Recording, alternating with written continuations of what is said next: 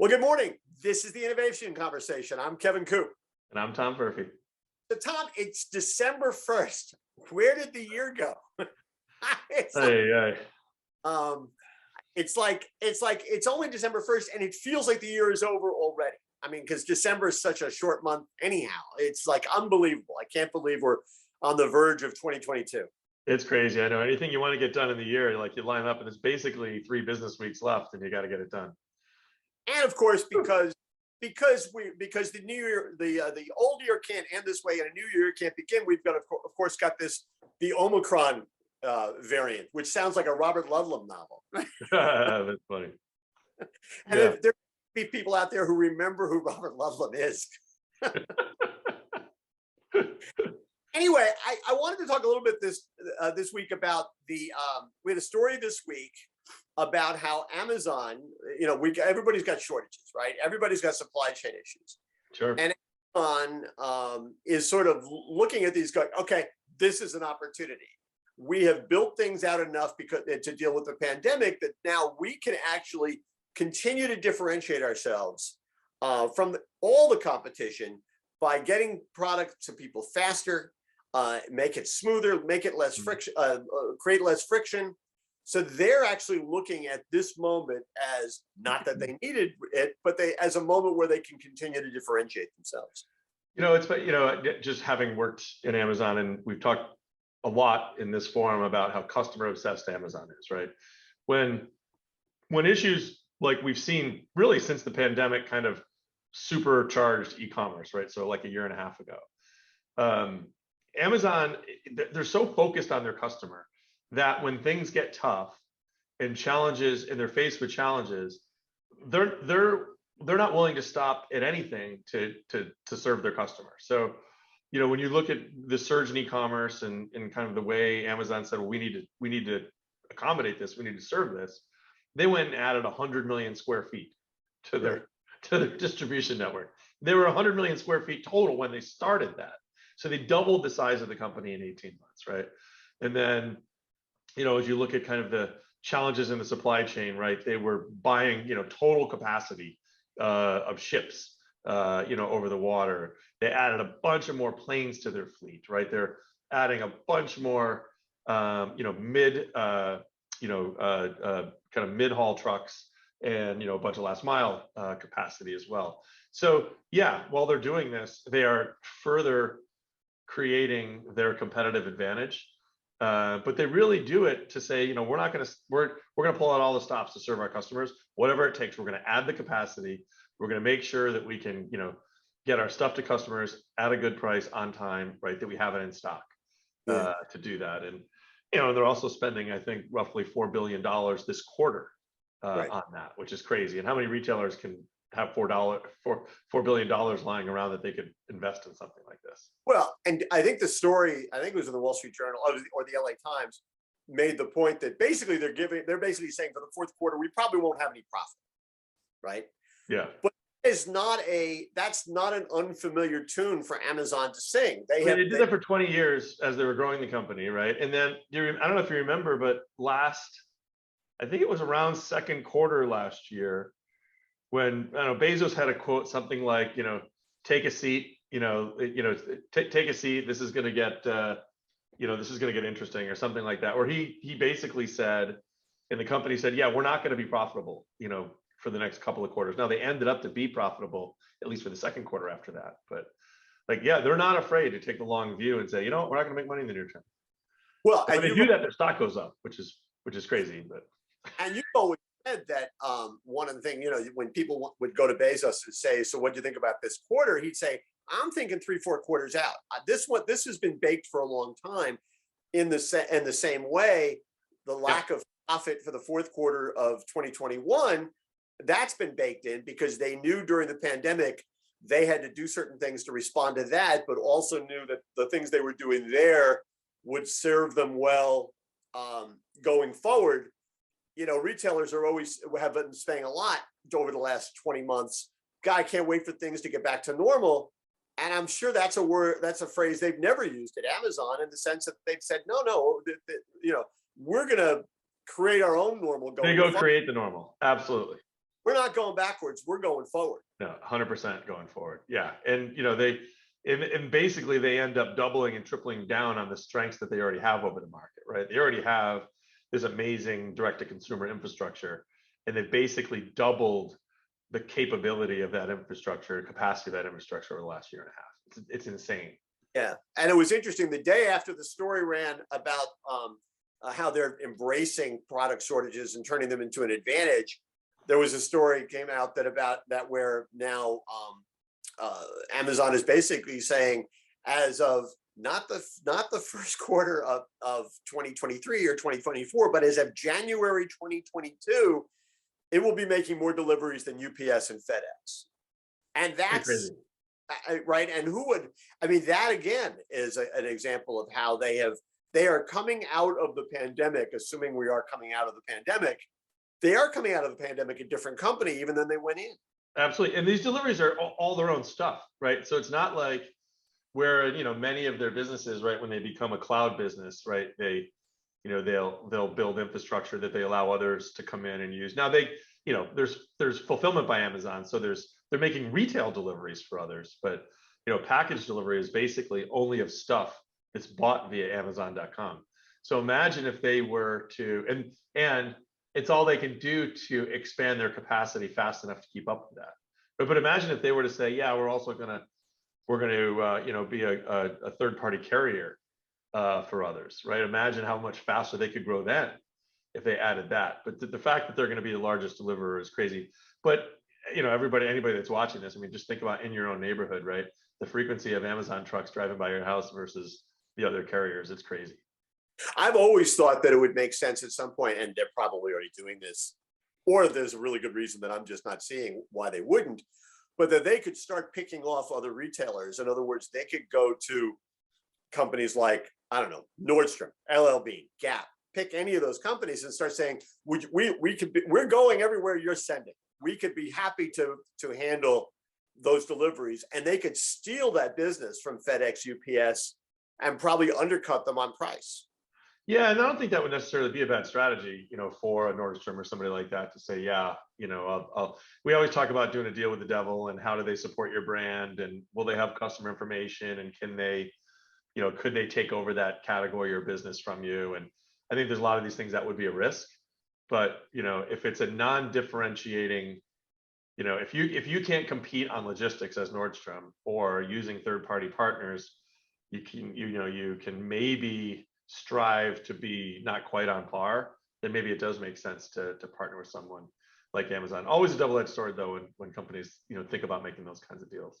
Well, and I'm not even talking about them taking over any kind of their back end on no, I'm just talking about just you get us, we'll deliver them. That's all they would. All they need is addresses. They wouldn't even necessarily know what's in the package. No, totally. Yeah, well, they definitely wouldn't know what's in there. Yeah, so I think it could be pretty interesting. Now, as all these stories are swirling about, we've also got the FTC obviously doubling down. There was a long piece in the New Yorker about Lena Khan, the new chair of the FTC. I referred to her on Morning Newsbeat as Amazon's Javert. With my Les Miserables reference. Yeah. But I mean, I think that so there remains the very real possibility that Amazon and Facebook and Google, who knows, could face actions trying to get them to be broken up.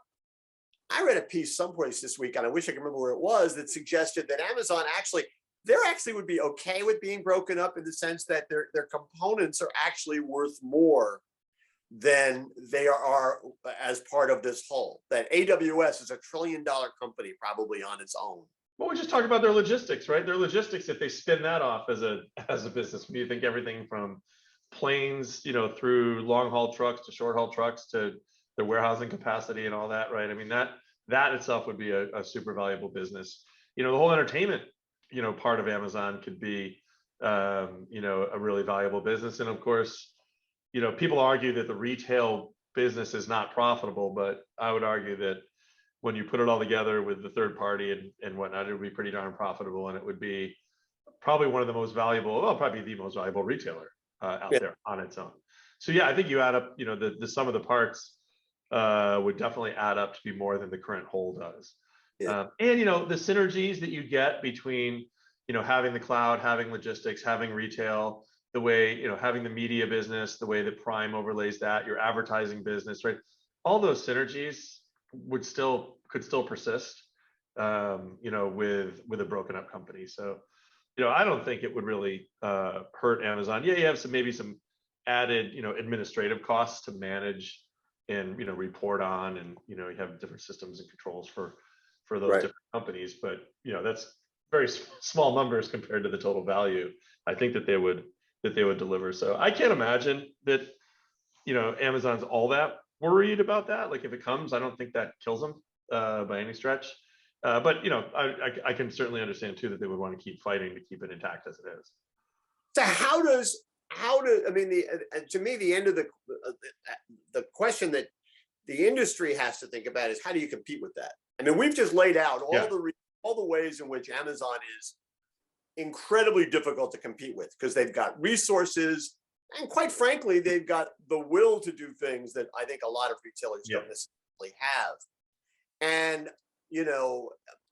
I don't think it's a hopeless situation. The fact that nobody can compete with them. But, it's funny when I did a piece a few weeks ago and talked about how I thought that retailers could actually use out of stocks to their advantage in the sense that they could create a relationship with the customer. The vast majority of the email I got was blowback saying, you don't know anything about retail, and this is complicated, and there's 1,000 reasons not to do it. Yeah. But Amazon would say, this is complicated. Let's go figure it out because it'll be hugely valuable to get it right. By the way, I even think, and listen, I'm not a technology guy, so I get that. But I don't even think it's that complicated. I walk through my town, and it's amazing how many stores have on their front doors QR codes saying, we're hiring, right? So use the QR code to apply. I still got to believe that if you put one QR code on every empty shelf, and it said, listen, just use the QR code. You're going to go into a form. You're going to give us your name, your phone number, your email address, and tell us what product you're looking for that we don't have. I mean, it can't be. I mean, yes. Could it be complicated? Sure. Could they get a million people filling out those forms? Sure. High class problem though. Yeah. Right. Well, boy, if you got a million people who have said to you, I want you to get me this product, what a great problem to have.